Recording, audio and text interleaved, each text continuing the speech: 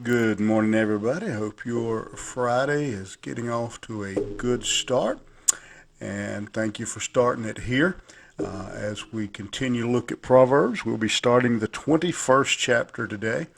And we're going to see, I think, some curious, interesting things that Solomon reveals to us in this proverb. This proverb is going to begin and end talking about the authority, the sovereignty of God in the world, and how he uses world leaders to accomplish his purposes, and discusses that again in the beginning and the end of this chapter.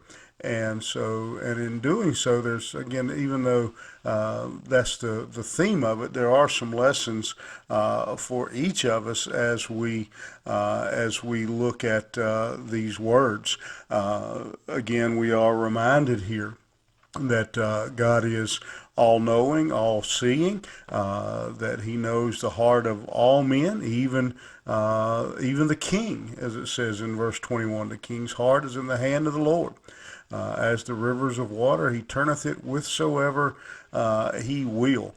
Even the king, his words are governed and guided. Even the king is at the mercy of the authority and the power of God.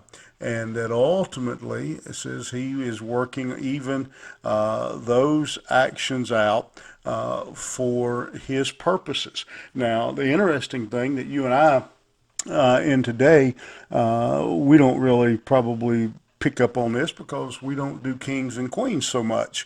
But in that day in Asia, in the Middle East, there, the king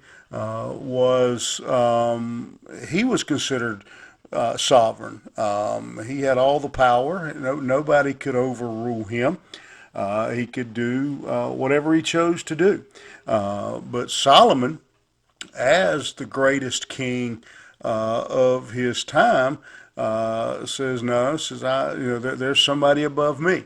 There's somebody who holds the hands of the kings in their heart, just as a farmer would go into the garden, and if he would dig a ditch to run water to where he needs it to be, and he controls the flow of that water. He says God controls the kings, that God is still the authority, even in a world where that believed that the king was the ultimate authority. Solomon says, no, that's not the case at all. His heart can be changed just like the changing of the water in a ditch. He says God can change his heart in a moment. Every way of a man is right in his own eyes, but the Lord pondereth the hearts. Why? What gives God the authority to do that? What puts God in that position? Because God can see the actual heart. Man thinks he's right. Man thinks he's doing the right thing, but God actually can see the heart. He knows our motives. He knows what is going on behind the scenes. And so ultimately, he's saying that God is in charge. He sees all. He knows all. And that he is the final authority. To do justice and judgment is more acceptable to the Lord than sacrifice. And in light of all that, what Solomon says is, then the most important thing you can do is to do right, to be obedient to God, to follow the commands of God. That God is not swayed by the position you hold. Doesn't care if you're king.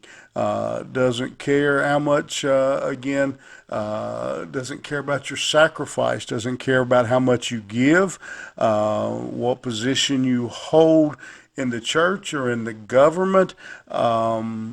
You ultimately, what makes you pleasing to God is your obedience to Him, being a follower of Him. And so the message, while many of the words here are talking about kings and their position, then obviously it's true that if the king, who at that time was perceived to be the most powerful, answers to God, then certainly you and I do. And if we are wise, as Solomon continues to talk about, then we know that our hearts are laid bare before God, that God sees our hearts, He knows our motives.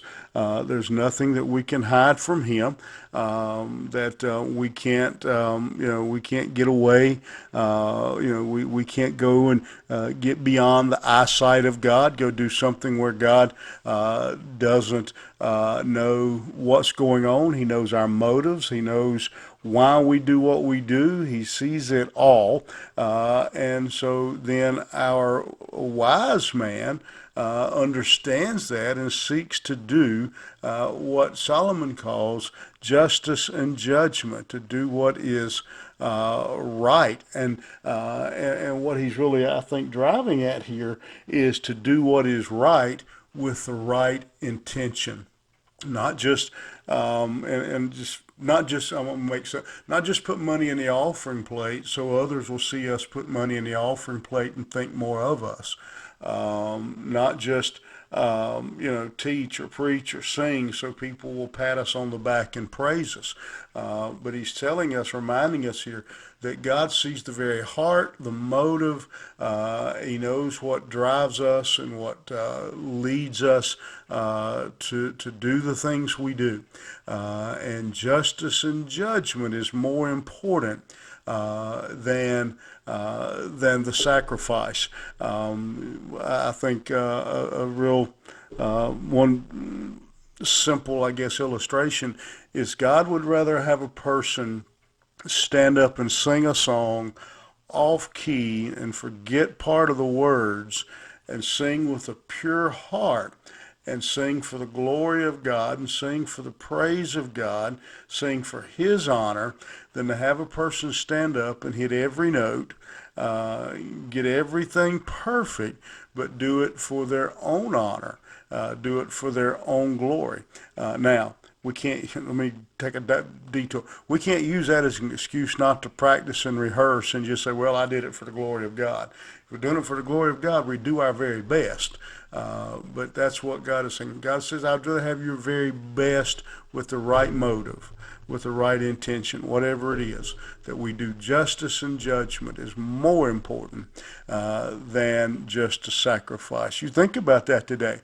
What is your motivation? Why do you do what you do? Why do you live like you live? Why do you make the choices that you make? God would rather have you do justice and judgment.